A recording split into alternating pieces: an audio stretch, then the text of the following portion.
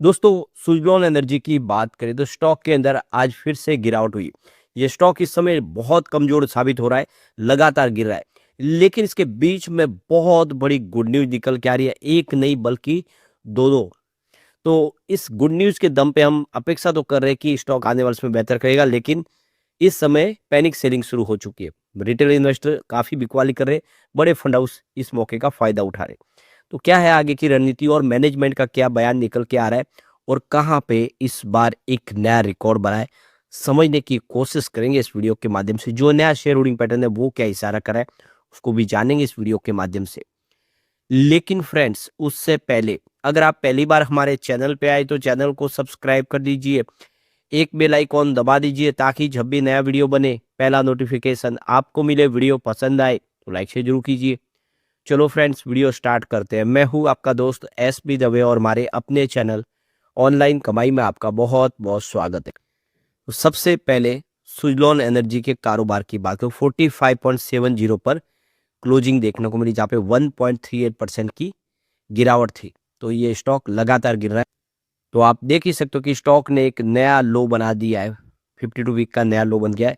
आप देख ही सकते हो स्टॉक काफ़ी नीचे आ रहा है, लगातार गिर रहा है। तो 74 इसका 52 वीक हाई था, लेकिन अब 45 का इसने एक नया लो बना दिया है। तो इससे और दबाव की स्थिति बन गई है। एक समय जो बाजार में ज़बरदस्त दौड़ने वाला स्टॉक साबित हुआ था, लेकिन अभी ये काफ़ी कमज़ोर दिखाई दे रहा है। अगर हम दिसंबर के शेयर होल्डिंग पैटर्न की बात करें तो आप देखिए प्रमोटर की होल्डिंग यहाँ पे अनचेंज है 11.73% पे। कोई भी गिरवी शेयर नहीं है इनके पास। यहाँ पे एफआई और एफपीआई ने अपनी होल्डिंग इंक्रीज कर दी है। देख सकते हो कि 22.70% की होल्डिंग थी क्वार्टर 2 में, जो 3 में 23.73% हो चुकी है। यानी एफआई और जो एफपीआई है उन्होंने अपना निवेश बढ़ा दिया है। उनकी संख्या भी बढ़ चुकी है। पहले 763 जो फॉरेन इन्वेस्टर इन्वेस्ट करते थे, अब वो 773 हो चुके हैं क्वार्टर 3 के दरमियान। वैसे म्यूचुअल फंड ने अपनी होल्डिंग डिक्रीज की है। 4.91% की होल्डिंग थी क्वार्टर 2 के दरमियान, जो देख सकते हो कि क्वार्टर 3 में घट के 4.82% पर आ गई है। लेकिन अच्छी बात यह है कि म्यूचुअल फंड की संख्या बढ़ चुकी है। पहले 32 थे, जो क्वार्टर 3 में बढ़ के 34 हो चुके। तो निवेश उनका घटा है, लेकिन संख्या बढ़ चुकी है। दूसरी तरफ जो इंस्टीट्यूशनल इन्वेस्टर है इंडिया के, जो बड़े फंड हाउस, उन्होंने अपनी होल्डिंग को बढ़ा दिया है। ये देख दो कि 32.84% की होल्डिंग थी यहाँ पे क्वार्टर 2 के दरमियान, जो 3 में यानी दिसंबर क्वार्टर में 32.96% हो चुके हैं। यानी जो बड़े फंड हाउस इंडिया के वो भी निवेश बढ़ा रहे, एफआईआई भी निवेश बढ़ा रहे। निवेश सिर्फ म्यूचुअल फंड का घटा है। तो ये क्लियरली सिग्नल है कि एक तरह से यहाँ पे रिटेल इन्वेस्टर ही डर के मारे पैनिक कर रहे और बिकवाली कर रहे, जबकि बड़े फंड हाउस यहाँ पे खरीदारी कर रहे हैं। अब यहाँ पे जो बड़ी गुड न्यूज निकल के आ रही है, ग्लोबल विंड इंस्टॉलेशन कैपेसिटी जो है 150 गीगावाट को क्रॉस कर गई है 2025 में। तो ये देख सकते हो कि यहाँ पे इंडिया और चाइना ने इसमें सबसे बड़ा रोल प्ले किया है, जिसकी वजह से ये रिकॉर्ड एडिशन प्राप्त हुआ है। इंडिया ने 6.3 गीगावाट की यहाँ पे कैपेसिटी ऐड की है। तो ये देखिए, ग्लोबल विंड एनर्जी काउंसिल की तरफ से नई जो रिपोर्ट जारी की, उसमें कहा गया कि इंडिया और चाइना की वजह से जो 150 गीगावाट की कैपेसिटी को पार किया है विंड एनर्जी ने, जिसमें 6.3 गीगावाट का योगदान इंडिया का है। इंडिया ने हाईएस्ट यहाँ पे एनुअल कैपेसिटी ऐड की है। तो देख सकते हो कि यहाँ पे अब तेजी से इंडिया के अंदर अपनाई जा रही है विंड एनर्जी। तो ये देख सकते हो कि बेन बैकवेल जो सीईओ है ग्लोबल विंड एनर्जी काउंसिल के, उनकी तरफ से बयान निकल कर आया है कि विंड एनर्जी अब काफ़ी अच्छा अपना रोल प्ले कर रहा है और इंडिया का इसमें काफ़ी बड़ा योगदान है। तो ग्लोबल विंड एनर्जी काउंसिल की डॉक्यूमेंट की से जानकारी पता चली है कि जो 80% जो इस समय विंड एनर्जी की इंस्टॉल कैपेसिटी है वो एशिया पैसिफिक से दिखाई दे रही है। जो देख सकते हो कि काफ़ी ज़्यादा लोग हैं जो इस समय विंड एनर्जी को इस्तेमाल कर रहे हैं। अब इस मौके पे ग्लोबल विंड एनर्जी काउंसिल के वाइस चेयरमैन गिरीश तांती का बयान निकल कर आया है। आपको पता होगा कि सुजलॉन एनर्जी के जो चेयरमैन है गिरीश तांती, वो ग्लोबल विंड एनर्जी काउंसिल के वाइस चेयरमैन भी है। उनका कहना है कि इस समय देश और दुनिया जो है विंड एनर्जी को अपना रहे हैं और रिन्यूएबल एनर्जी का ये सबसे बड़ा सोर्सेज है। इस समय global wind installation capacity 150 gigawatt को क्रॉस कर रही है। पिछले एक साल पहले ये 94 गीगावाट के आसपास थी। काफ़ी ज़बरदस्त तेज़ी से विंड एनर्जी को अपनाया जा रहा है। और इसमें आप देखें तो चाइना, इंडिया, वियतनाम, ऑस्ट्रेलिया और फिलीपींस ने काफ़ी अच्छा इसमें प्रदर्शन किया है। तो धीरे धीरे आप देख सकते हैं लोग अब यहाँ पे क्लीन एनर्जी को अपनाने लगे। विंड एनर्जी का इसमें योगदान है, ये एक बड़ा अचीवमेंट है। तो कुल मिला के देख सकते कि अब सुजलॉन जैसी कंपनियों के दिन पलटते हुए दिखाई देंगे। अब यहाँ पे देखिए सुजलॉन एनर्जी की 2.0 की अब नई जो यात्रा शुरू होने जा रही है। अब विंड एनर्जी से आगे कंपनी ईवी और एआई पर फोकस करेगी, यानी अपना अब मॉडल बदलती हुई दिखाई देगी सुजलॉन। तो सुजलॉन एनर्जी के वाइस चेयरमैन आप देख सकते हो कि जो है गिरीश तांती, उन्होंने कहा है कि कभी लोग विंड मिल का मजाक उड़ाते, बड़े पंखे कह के इसकी मजाक उड़ाते थे और मानते कि ये बिजली बनाने की बजाय ज़्यादा खपत करते हैं। लेकिन आप देख सकते हो कि दुनिया का कुल जो इलेक्ट्रिसिटी डिमांड का 10% अब इन्हीं विंड टरबाइन से पूरी हो रही है।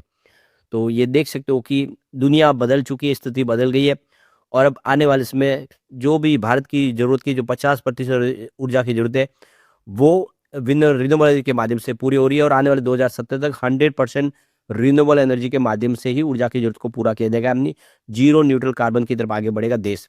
तो ऐसे में इन कंपनियों का रोल और बढ़ेगा। तो सुजलॉन एनर्जी अब अपने नए सफर की तैयारी कर चुकी है। विंड टरबाइन 2.0 शुरू किया जा रहा है, जिसमें कोर विंड एनर्जी बिजनेस को नए सिरे से मजबूत किया जा रहा है, जिसके लिए सुजलॉन ने अब अपने विस्तार को और आगे बढ़ाने की तैयारी कर ली है। तो विंड 2.0 के तहत प्रोडक्ट डेवलपमेंट को अलग डिवीजन के रूप में विकसित किया जा रहा है। साथ ही ईपीसी और सर्विस बिजनेस को भी मजबूत किया जा रहा है। डिजिटल ट्रांसफॉर्मेशन, ग्राहकों को बेहतर वैल्यू और कार्यस्थल पर सुरक्षा पर खास ध्यान दिया जा रहा है। यानी सुजलॉन अब नए रंग रूप अवतार से आगे बढ़ने की तैयारी कर रही है।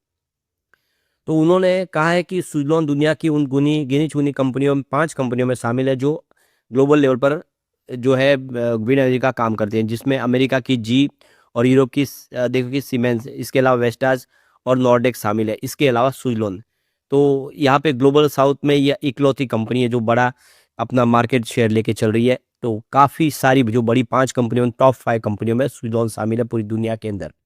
ये एक बड़े गर्व की बात है सुजलॉन के लिए। गिरीश तांती ने कहा कि आज अकेला एक विंड टरबाइन साल भर में 1 करोड़ यूनिट बिजली पैदा कर सकता है, जो पूरे गांव की जरूरत को पूरा कर सकता है, उसके लिए काफ़ी है। सुजलॉन के वैल्यू चेन में 2500 से अधिक एमएसएमई जुड़ चुके हैं और घरेलू मैन्युफैक्चरिंग को इसमें मजबूती दी जा रही है। तो अब देख सकते हो कि यहाँ पे भारत अपनी ऊर्जा की जरूरत को काफ़ी बड़ा हिस्सा है जो आयात करता है, जिसे विदेशी मुद्रा का दबाव और देखने को मिलता है और जलवायु चुनौतियाँ भी बनी हुई है। 2047 तक जीडीपी 10 गुना वृद्धि के साथ ऊर्जा की मांग और बढ़ेगी और ऐसे में रिन्यूएबल के सोर्सों के लिए इंडिया को आत्मनिर्भर बनाना होगा और इसमें सुजलॉन का एक बड़ा रोल होगा। उन्होंने कहा है कि तकनीक इतनी आगे बढ़ चुकी है कि सोलर और विंड एनर्जी धूप या हवा पर अब निर्भर नहीं रह गई है। स्टोरेज टेक्नोलॉजी के कारण अब 24 घंटे सातों दिन बिजली सप्लाई संभव हो सकती है, यानी बिजली को स्टोर करके रखा जा सकता है और फिर जब चाहिए तब इस्तेमाल कर सकते हैं। इलेक्ट्रिक वाहनों और एआई के बढ़ते इस्तेमाल पर उन्होंने कहा कि अगर मंशा हो तो ईवी चार्जिंग और डेटा सेंटर को भी पूरी तरह से ग्रीन एनर्जी पे चलाना संभव है। भारत में आने वाले दिनों में से डेटा सेंटर भी ग्रीन एनर्जी के माध्यम से ही चलेंगे और पूरी ऊर्जा की जरूरत को रिन्यूएबल के माध्यम से पूरा किया जाएगा, यानी ऊर्जा की खपत जो बढ़ेगी उसका फायदा इन कंपनियों को होगा। अब यहाँ पे सुजलॉन एनर्जी को लेकर मोतीलाल ओसवाल ने जो रिपोर्ट जारी की है नई, वो काफ़ी शानदार है।